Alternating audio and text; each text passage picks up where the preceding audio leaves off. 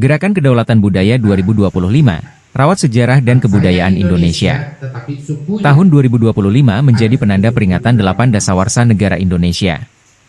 17 Agustus mendatang, Indonesia akan genap berusia 80 tahun.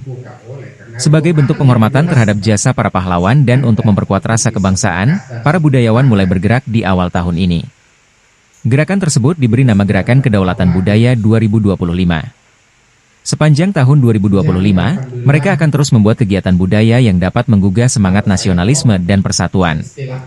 Salah satu budayawan, Profesor Andi Halilintar Latif mengatakan, peristiwa penting yang bersejarah menjadi kesempatan untuk merayakan perjuangan dan pencapaian bangsa Indonesia dalam membangun negara yang merdeka, berdaulat, adil, dan makmur. Jadi selama 1 tahun, setiap minggu kita ada dialog budaya. Lalu di antara itu ada hari-hari sejarah atau peringatan itu akan ada pegelaran. Jika tanya saat dialog awal tahun di Rahim Assegaf Center, Jalan Baju Bicara, Kota Makassar, Kamis, 9 Januari 2025.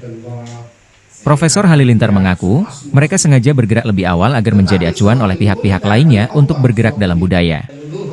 Jangan tinggalkan budaya dan sejarah karena ini dasar kita, ungkapnya. Membangun budaya itu butuh waktu yang sangat lama dan mempertahankan budaya itu sangat sulit, ditambah dia.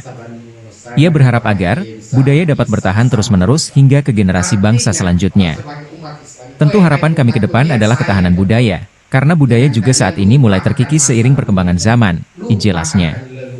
Sementara itu, Syekh Said Abd Rahim Assegaf mengaku sangat mengapresiasi apa yang dilakukan oleh para budayawan. Sebab di dalam Al-Quran juga sudah ditegaskan oleh Allah bahwa ceritakan atau kisahkan sejarah masa lalu Nabi Muhammad, jika tanya. Adapun kata pria yang akrab disapa Puang Maka itu, urusan para budayawan adalah membahas mengenai masa lalu, dan tentu saja hal tersebut adalah sejarah bagi generasi bangsa.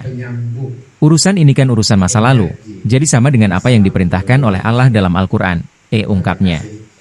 Banyak lagi ayat-ayat yang lain, bagaimana kisah-kisah dan masa lalu tidak boleh dibuang atau dilupakan begitu saja, ditambah dia. Menurutnya, masa lalu memiliki value atau nilai yang sangat berharga. Nilai tersebut adalah pusaka untuk generasi-generasi selanjutnya.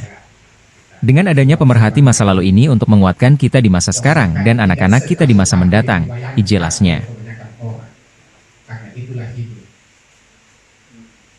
Karena itu juga baginda Rasulullah itu mencontohkan.